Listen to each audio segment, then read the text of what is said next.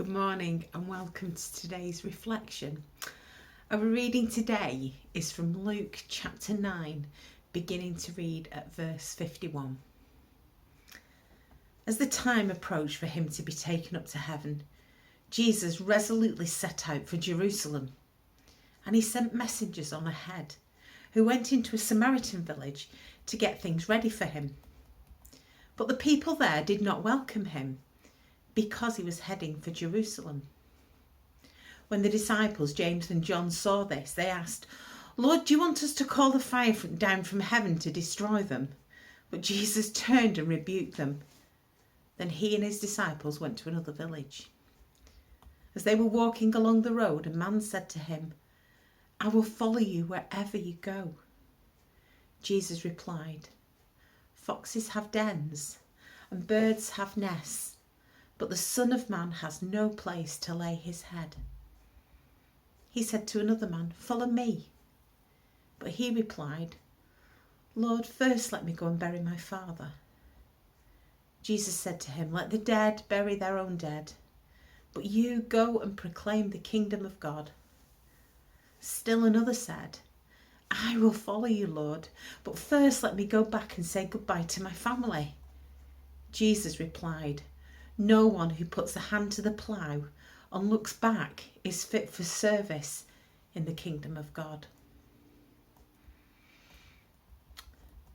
It feels a little bit like on your marks, get set, go. Words that begin so many races, and being a Christian is like running a race. We have to prepare, and when we're told to go to do something, we should be ready. Here we've got the story of three men who are considering following Jesus. And surprisingly, two of them are put off by Jesus. The third is summoned by him, but with criteria that he clearly wasn't willing to follow. It doesn't sound like Jesus is promoting things in a very positive way. It's not a good business strategy. He wasn't telling them about the wonderful benefits of following him. He was painting a picture of how tough it would be. And yet so many people still think that being a Christian excludes you from all of these problems. That somehow you're protected from the tough times, when in reality that just isn't the case.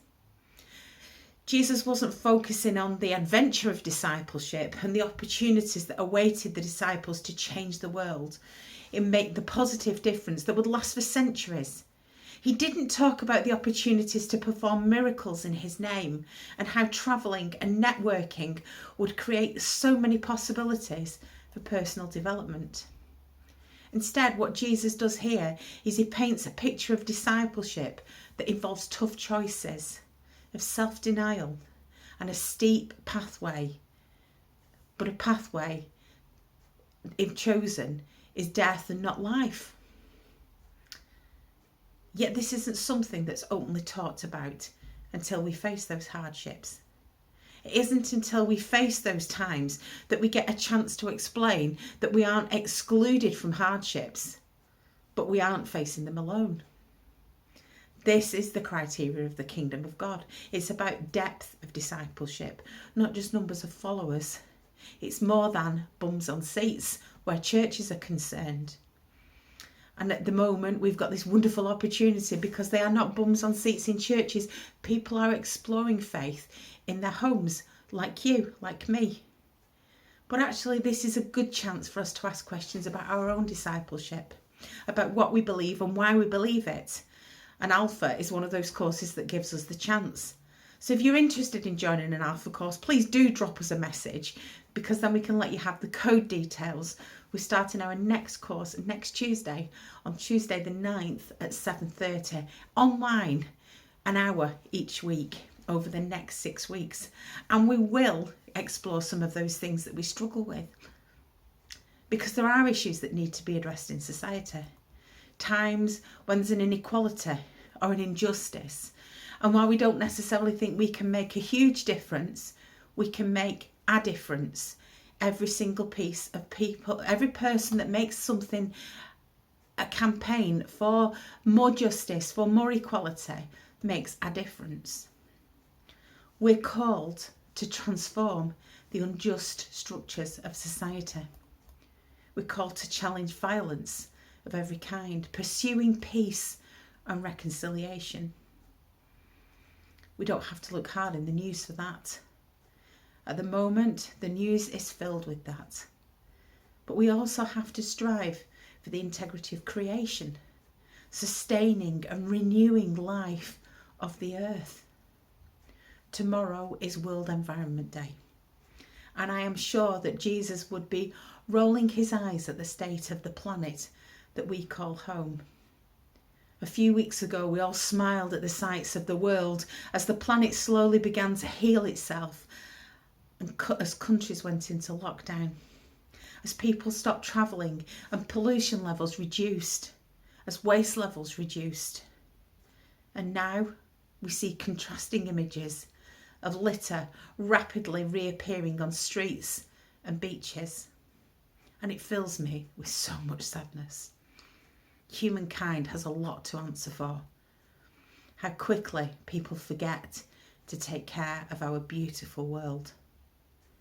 In the world's poorest countries, around 2 billion people live and work among piles of waste.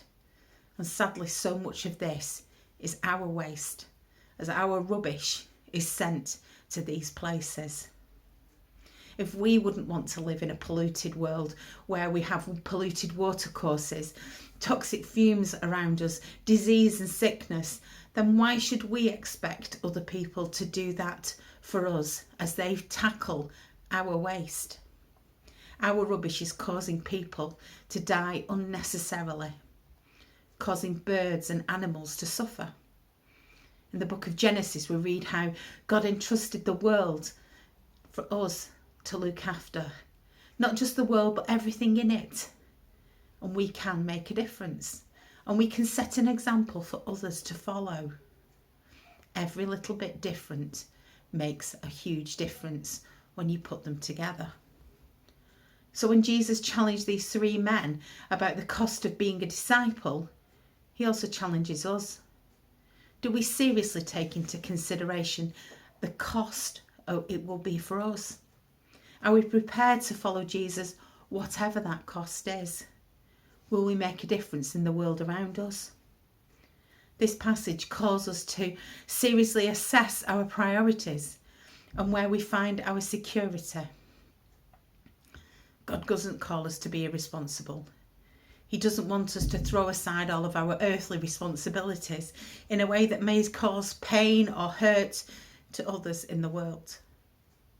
He isn't saying being a Christian means that we don't pay undue, we don't ignore our families, that we don't ignore our domestic responsibilities.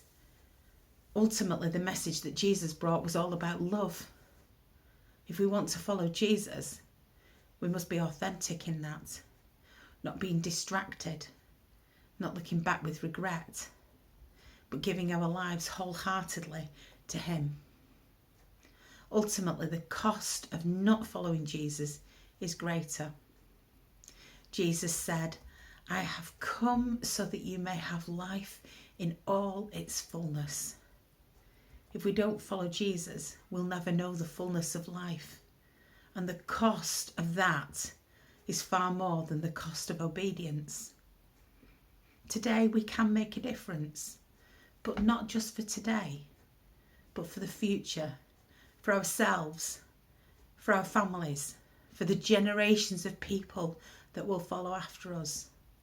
We can make a difference for our lives, for eternity, when we choose to follow Jesus. So like I said to you earlier, if you feel like joining in on our Alpha course, we'd love to see you.